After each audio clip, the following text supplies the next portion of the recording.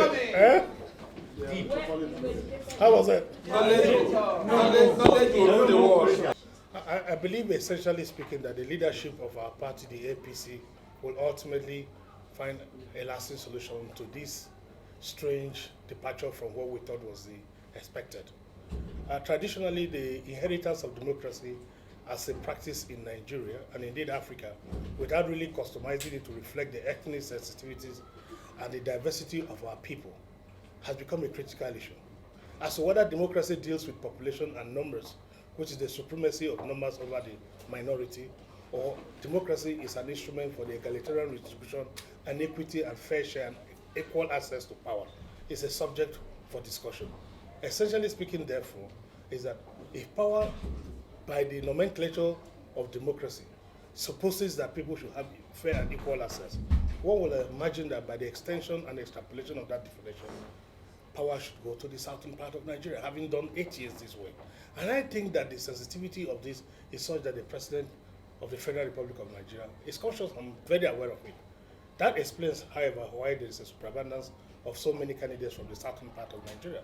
Believing that we all fellowship with one party, ultimately the leadership of the party will come together and be able to densify into a footfall and specify a candidate. And hopefully it has to be a southern candidate. That's the one major way of guaranteeing the unity of this country. If we rely on the muzzle of numbers, if we rely on the superabundance of the excess of democracy defining itself, bearing its root from population and majority carries the day, then it becomes a jungle where it is the power belongs to the man with the greatest fist. Afropolitan theory, which is the basis for Afrosionism, is that you provide a shoulder for your weaker brother to lean on. So irrespective of the population disbalance, which is a statistical issue for another day, I believe that what is fair is fair. If it's the turn of the South, it has to be in the South. And that's my position. And I think that it is only natural for people to aspire, but the leadership will actually narrow it down to the right and appropriate zone. All right, Your Excellency. Your Excellency. From the News Agency of Nigeria. Your Excellency, your capacity is not in doubt, but especially from the primary level. That shows the viability of the candidacy of our party. The fact that there are so many people gravitating, perhaps approximating 26 as at yesterday, it's an indicant that that's a very healthy place to actually invest in. So my choice of APC, and I would need for us to have moved into APC with the amalgam of people, rather shows how healthy and veritable the APC is. However, the distillation of that numbers into finally settling on me is the work of God. I'm a destiny child. Whatever I set my foot, I get, unless I'm not willing. The God that I serve knows my heart.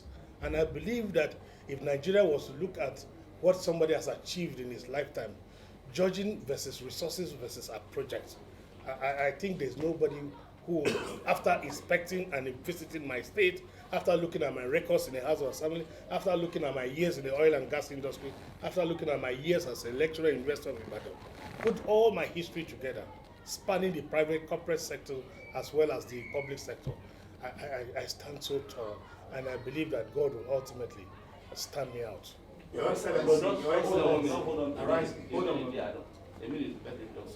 Concerning security, when you become the president, if you become the president. When I hear people talk about fixing education, I smile because I do know that the challenge of this country now is not education, it's not power, it's not all of those. It's security. So I agree with your question, it's quite apt. The security in Nigeria is definitely could have been worse than it is today.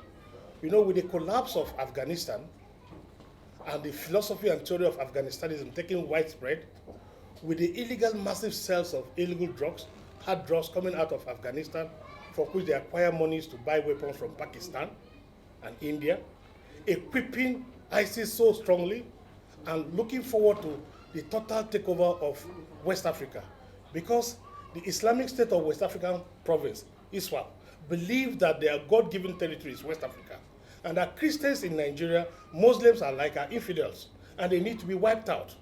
So there is a very huge fundamental and philosophical background deriving their source from ISWAP linkage to ISIS and getting their support from Iran and Afghanistan. As we are looking at this, the corollary is that you have people like Boko Haram getting support from Al-Qaeda, and also thinking that they have a right over the Northern Africa and indeed Sub-Saharan Africa. Given these two powers who believe in the arrogance of the takeover of West Africa, it means that the entire of Nigeria is under threat. Now, this is not enough. You now have a different dimension, which is the economic dimension. Countries that will not, for the purpose of security, mention their names now, investing hugely on destabilizing Nigeria. Because everywhere in Africa where you have huge natural resource deposit, it becomes a source of pain. If you look at Congo today, Congo is unsettled, continuously at war because of the large deposit of coltan. That's columbite tantalite. The same thing happens in Nigeria. The discovery of gold, platinum, lead, zinc, the same tantalite, and the massive mineral belt of northern Nigeria has become a source of interest for some international communities. So the destabilization of northern Nigeria is done by paying a sum of $120 every week, given to young people from the Tuaregs, Senegal, Mauritania, Mali. Their preoccupation for that $120 per week is come, kill, fight, and destroy so that Nigerians will start running southwards. As they run, they take over our gold mines, our copper mines, our different fields. This is the economic part. So those international communities, along with the religious conflict, these two conflicts will actually burn out Nigeria.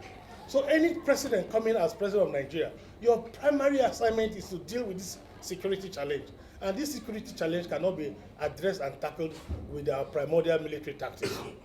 A contact warfare, which is the tradition we apply today, lacks applicability in the modern world. So you have to digitally switch over to a new contact warfare, which is the application of knowledge, the satellite geopositioning, and understanding of the various points of contact through which we have an ingress of these terrorists into our country. Now, because ISIS is under massive attack on Boko Haram couldn't stand the power, given the fact that Afghanistan is empowering ISIS over Boko Haram. Boko Haram decides to cave in, a tactical recapitulation, not a complete withdrawal, and decided to embrace peace, and now have their way into Nigeria without proper reintegration, without proper training, without a proper means of livelihood. Those ones now have developed and become bandits. So you have bandits on one side, while we, the politicians, begin to look at it as a presidential failure or as a failure of an APC government. Meanwhile, it's an international conspiracy plus a religious dimension with an intent to take over the West African province. So the president or presidential aspirant, without the understanding of the remote, long distance and immediate cause of this crisis, will mistake it to be a Fulani herdsmen versus Southern Nigeria crisis. It is not. There is no Fulanization program. There is no attempt by Fulanis to wipe out Christians. We are all under threat by external forces, economic forces and religious forces. And so what is required is for a president, an incoming president, to have a solution that can deal with this. One, if I become president of Nigeria, my first concern is to agree to share intelligence, military intelligence, digital military intelligence, with countries that have demonstrated capacity without interest and appetite for our mineral resources. One, Israel. Two, Turkey. I can list on. But there are some countries that we have, though we have a non-aligned foreign policy, but we share a relationship with them that is suspect.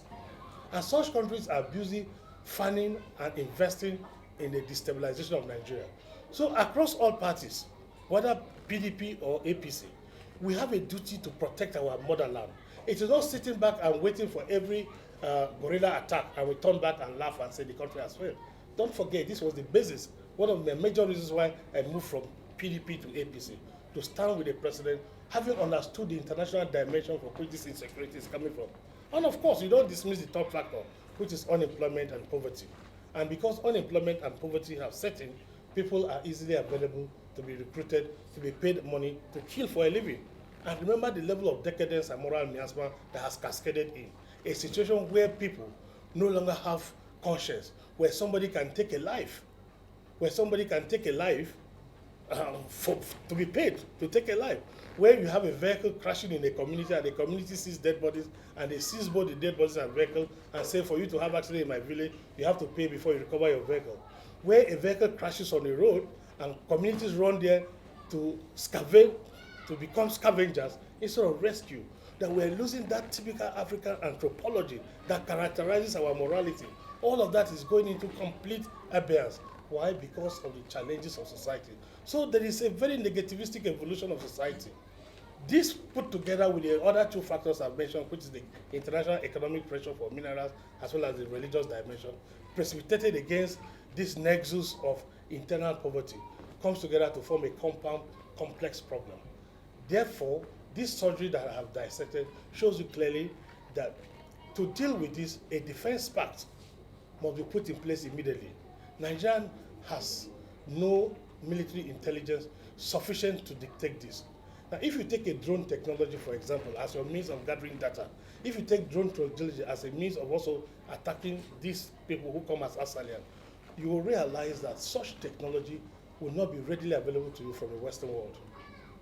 It is important to note that the approach, therefore, will require an international assistance with a local strategy where the People's Army will be set up. The People's Front, the vigilante front of the people, must be mobilized with a backup support from the local army. And of course, increase the amount of people being recruited into the military structure to be able to provide a defense pack for their local communities. It is the short-term, long-term strategic plan with an international support system to be able to enable you to conquer and usher in peace. It is only when you have restored security in this country that you begin to confront issues like education, issues like power. It is when you sort out power, issues like industrialization begin to set in. And that's when you are resetting Nigerian economy and beginning to prepare us towards the prosperity route that I seek. Okay. Please, 2 more questions. No problem.